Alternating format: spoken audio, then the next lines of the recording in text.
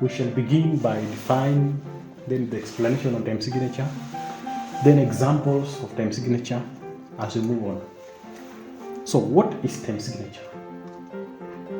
If you study Western music, time signature help us to determine the number of beats that are contained in a specific bar, and also it helps us to know the beat that is used in that given bar.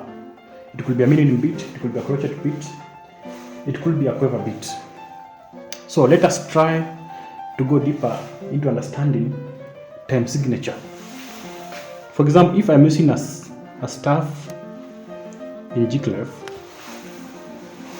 you'll find something like this in music. For example, 4/4. This is an example of a time signature. Notice that I've written it. Notice the symmetry between the numerals. You'll notice there is a top number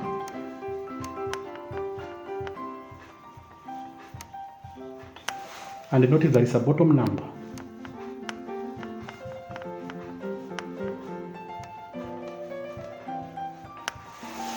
So by understanding these two numbers, you'll be able to understand how to use a time signature. Allow me to call the top number A and the bottom number B. The top number answers the question or asks the question, how many?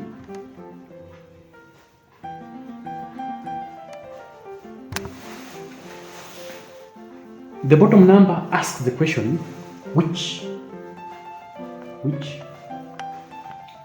beat? Now, let me expound more on this so that I can come into the summary of the same. For you to drive a beat, we began by understanding the hierarchy of the notes. We normally have the breve, we have the semi-breve, we have the minim, we have a crochet somewhere, and we have a quiver. So for example, if the given time signature is derived from a minimum beat, we use the numeral 2 as the bottom number. If it's derived from a crochet, we use the numeral 4 as the bottom number. If it is derived from a quiver, we use the numeral 8 as the bottom number. And if it's derived from, for example, as this kind of note, we use the numeral 16. That is the semi-quiver. So let me focus on these two for now. Now, there is a formula that goes this way. If you want to spell out a time signature, use this formula. There are dash beats in a bar or measure.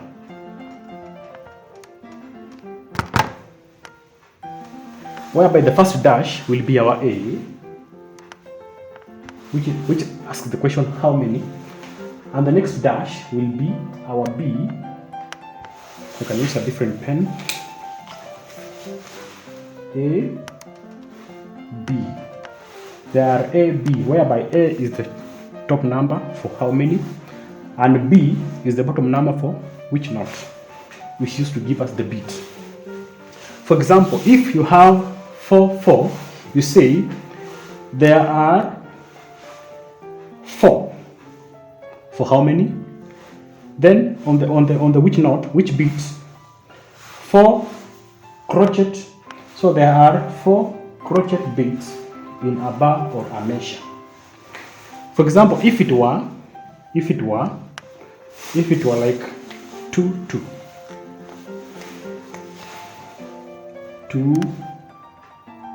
2. We'll come and say there are 2 for how many? There are 2. The lower minim indicates minim beat. So there are 2 minim beats in a bar or a measure.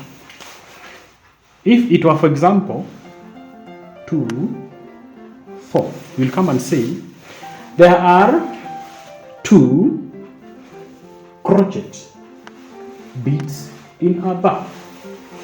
If, for example, it is 3, 4, you will come and say there are 3 crochet beats in a bar, whereby the 3 is the A and the 4 is the B. For example, if you have like 5, 4, we'll come and say there are 5 for A, crochet for B, beats in a bar. So there are 5 crochet beats in a measure or a bar. Now, with continued practice of writing music, most of the pieces have been written in 4/4 time. You'll tend to understand that it's almost everybody's guess. Every new music that comes to your desk, you'll find that most of the time it is in 4/4 time signature. So because of continued use of 4/4 time signature, they gave it a name. It is common time. Common time. Because of most of the pieces come in 4/4 time signature, so they say it's common time. So when they want to illustrate the common time in a staff, they use this. For example, if we have a staff 1, 2, 3, 4, 5. In a staff to indicate common time, so assuming we have a G clef, so to indicate common time, we use the symbol C. C spells out the word common time. So if you find sometimes in some sheet of music, you'll find this initial C instead of the numerals. This stands for common time, which is too common in most of the pieces. The half of it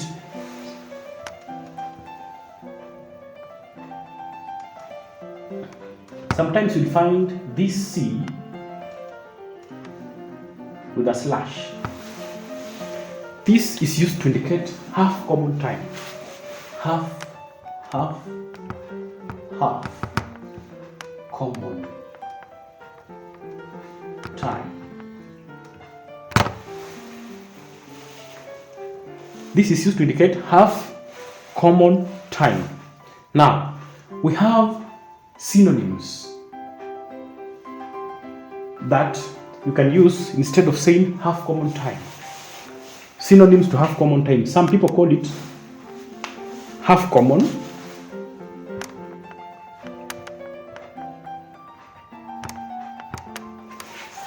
some call it cut time. Cut time. Maybe it's because of the cut that is quite symmetrical in that initial. Some call it alabreve.